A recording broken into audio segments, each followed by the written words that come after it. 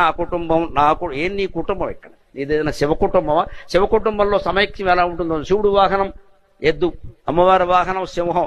ఒక్క చూపు సింహం ఎద్దుకే చూస్తే శివుడు అమ్మవారు ఇద్దరు ఉండరు ఇక్కడ. సింహానికి ఎద్దు శత్రువు. శివుడి మెడలో పాము ఉంటుంది, పాముకి ఏం ఆహారం? ఎలక. వినాయకుడు వాహనం ఎలక. వినాయక చవితి నాడు నొక్కేస్తే మళ్ళీ ఆయనకి వాహనం లేదు ఇక్కడ. కుమారస్వామి వాహనం నెమలి. శివుడి మెడలో పాము ఉంటుంది. ఒక్కసారి ఆ నెమలు బయటకు వచ్చి పామును మింగేస్తే ఏమి లేదు, శివుడికి ఆభరణాలు లేవు, మళ్ళీ లలిత జ్యువెలరీ పోవాల్సిందే. ఇంత వైరం ఉందండి శివ కుటుంబంలో. ఒక వాహనానికి ఇంకో వాహనానికి పడదు. పరమశత్రువులందరూ కలిసి ఉన్నారు. ఎందుకు తెలుసా? భగవత్ సన్నిధిలో ఉన్నారు. కారణం అది, భగవత్ సన్నిధిలో ఉన్నారు. ఇంత సామరస్యం. పరస్పర శత్రువులు ఏ జంతువుకి ఇంకో దాంతో పడదు. అవన్నీ కలిసి కాపురం చేస్తున్నాయి ఇక్కడ.